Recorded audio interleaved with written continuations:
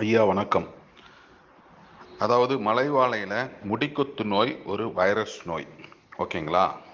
அந்த வைரஸ் நோய் வாழையை தாக்குனுச்சுன்னா அந்த வைரஸ் நோய் சைலம் புளோயம், அதாவது நீர் மற்றும் சத்துக்களை கடத்தும் அந்த துவாரத்து வழியாக அந்த வைரஸ் ஒரு இடத்துல இருந்து இன்னொரு இடத்துக்கு பரவும்.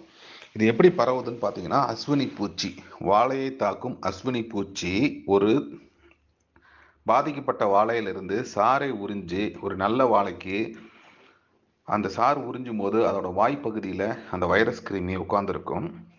அந்த வைரஸ் கிருமியானது தாக்கப்படாத மரத்தில் சாறு உரியும் போது அந்த வைரஸ் கிருமி உள்ளார போய் இந்த ஃப்ளோயம் சொல்லுவாங்க, அந்த சத்தை கடத்தும் ஒரு துவாரத்து வழியா அப்படியே உடல் ஃபுல்லாக பரவிடும். பார்த்தீங்கன்னா முதல்ல உங்கள் வாழை வளர்ச்சி குன்றி காணப்படும். அதோட தண்டு பகுதியில் பச்சை கோடுகள், நீல பச்சை கோடுகள் காணப்படும். இலையோட பரப்பளவு குறைஞ்சிரும். வாழை ஸ்டண்டிங்காக இருக்கும், அதாவது குட்டையாக வளர்ந்துட்டு இருக்கும்.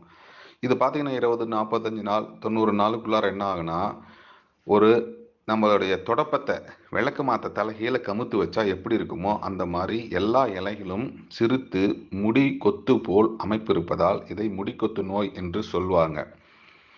இதுக்கு எந்த ஒரு மருந்தும் இதை குணப்படுத்த முடியாது. இது வந்துச்சுன்னா உடனடியாக நீங்கள் உங்கள் தோட்டத்திலேருந்து அந்த வாழையை எடுத்து அப்புறப்படுத்த வேண்டும்.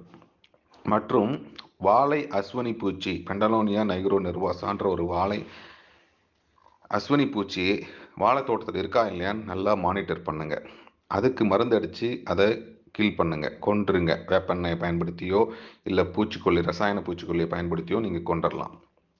நீங்கள் உங்கள் பக்கத்து தோட்டத்திலேயோ எங்கேயோ தென்பட்டாலும் முடிக்குத்து நோயை அப்புறப்படுத்துவதே முதல் முக்கியமான ஒரு கட்டுப்படுத்தும் முறையாகும்.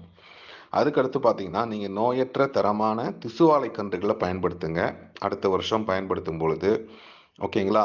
இதுதான் அந்த முடிக்கொத்து நோய். இதுக்கு மருந்தோ ரசாயனமோ எந்த வளர்ச்சி ஊக்கியுமே இல்லை.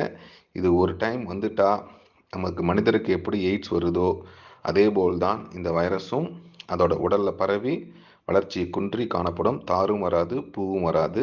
நீங்கள் உடனடியாக அப்புறப்படுத்த வேண்டும் என்று கேட்டுக்கொள்கிறேன். நன்றி ஐயா.